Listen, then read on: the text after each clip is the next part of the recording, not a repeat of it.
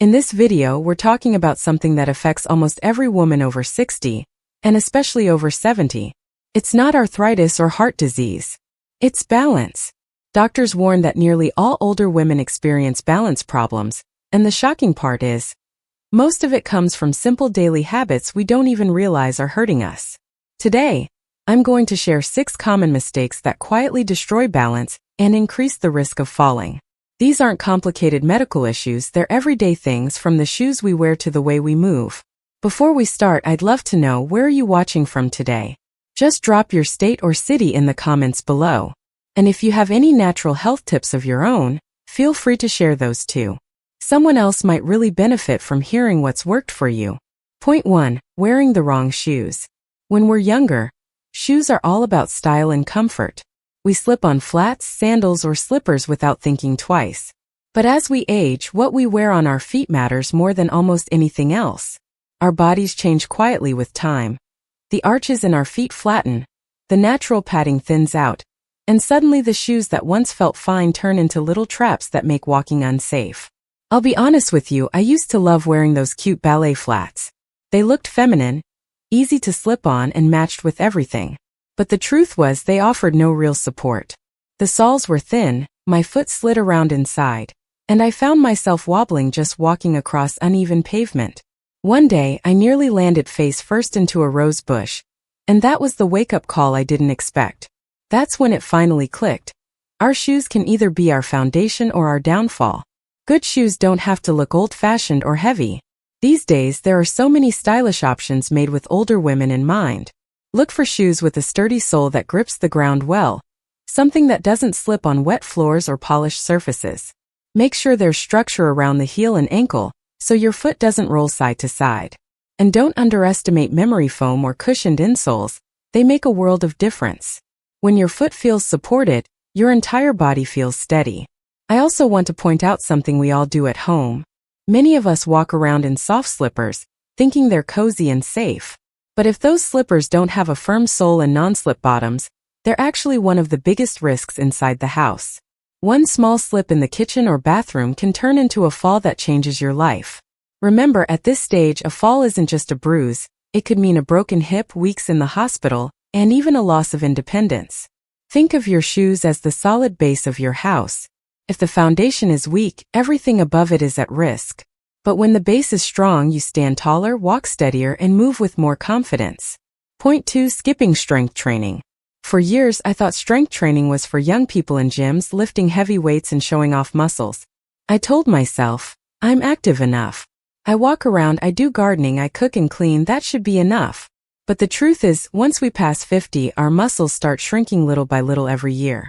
You don't notice it at first. Then one day, you try to get out of a low chair and suddenly you need both hands to push yourself up. That's not just age, it's muscle loss. The scariest part is that weak muscles are one of the biggest reasons older women lose balance. Think about it. When you trip on something small, your body naturally tries to correct itself. But if your legs and hips aren't strong enough to catch you, you go straight down.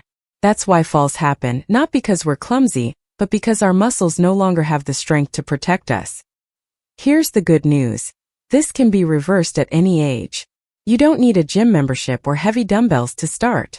When I began, I used light hand weights while watching TV, and sometimes I skipped the weights altogether and just did simple movements like wall push-ups, squats onto a chair, and leg raises.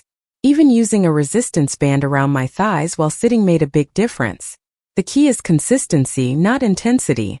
Just 10 to 15 minutes 3 times a week is enough to rebuild muscle strength. And the benefits go far beyond balance. Stronger legs mean you can walk longer without fatigue. Stronger arms mean you can catch yourself if you stumble. A stronger core means your posture improves and you feel more stable with every step. I remember the first time I noticed the change, I was walking my dog on uneven ground, something I used to avoid. But that day I felt steady, my shoulders were back, and I didn't have to worry about stumbling. That sense of control was priceless. Strength training doesn't just build your body, it builds your confidence. It tells you, I can handle this. I can keep going. Point 3. Ignoring vision changes. Most of us think of balance as something to do with our legs, feet, or muscles.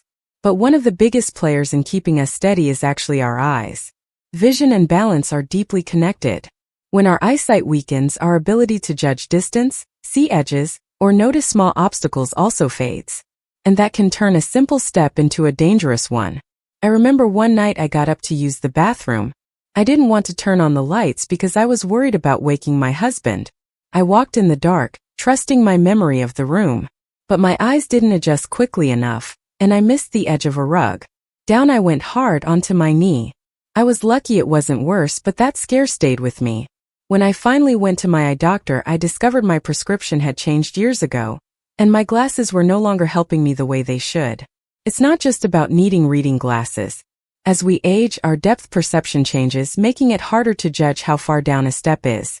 Our peripheral vision narrows, so we don't notice objects out of the corner of our eye. Contrast sensitivity weakens, which makes shadows and dimly lit areas tricky to navigate. And glare, whether from headlights at night or sunlight bouncing off a shiny floor, can momentarily blind us, leading to disorientation or missteps. The solution isn't complicated. First, get your eyes checked regularly. Don't wait 4 or 5 years to update your glasses. Your vision changes more quickly than you think. If your lenses are scratched or outdated, they could actually be putting you at risk. Second, improve lighting around your home. Add small nightlights in hallways, bathrooms, and bedrooms. Brighter, warmer light can make steps, rugs, and corners much easier to see. Third, ask about lenses that reduce glare or improve contrast. Even small adjustments can make everyday tasks safer. Vision is the brain's way of understanding where our body is in space. When your eyesight is clear, your steps are more secure. When it's weak, every walk becomes uncertain. Protecting your eyes means protecting your balance and protecting your independence. Point 4. Overlooking medication side effects. At our age, it's rare to find someone who isn't taking at least 1 or 2 medications. Some of us take several every single day.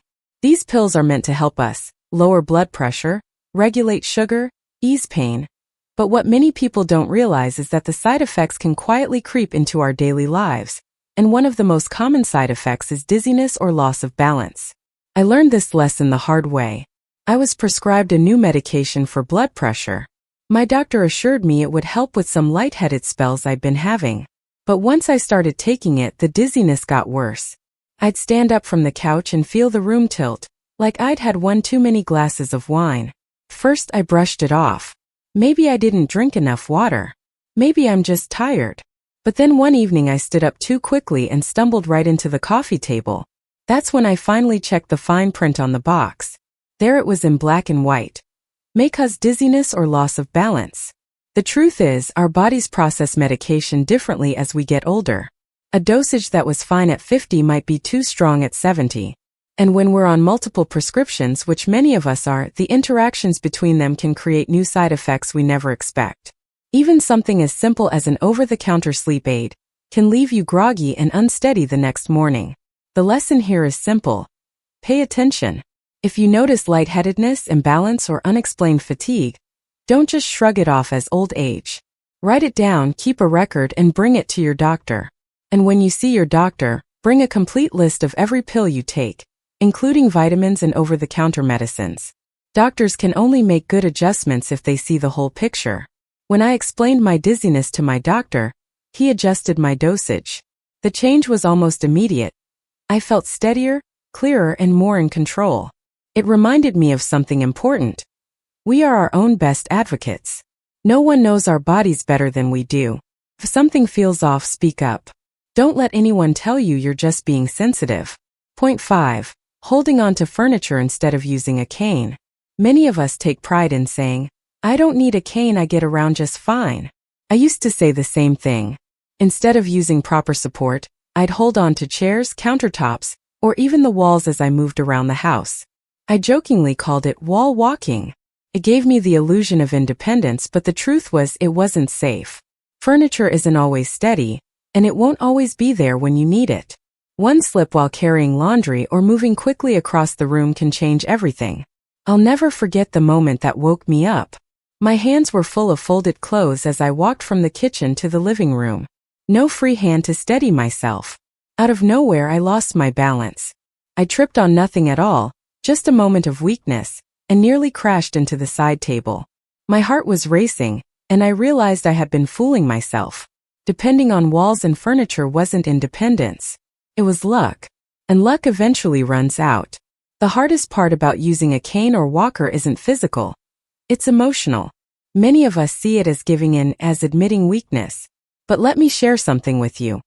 When I finally bought a cane, I chose one that fit my personality. It was lightweight, comfortable to grip, and had a lovely floral design. Instead of feeling embarrassed, I felt empowered. I could walk with both hands free, my posture improved, and I no longer had to worry about reaching out for the next wall or chair. Using a cane or walker doesn't take away independence. It restores it. It gives you control, safety, and confidence. Think about it this way.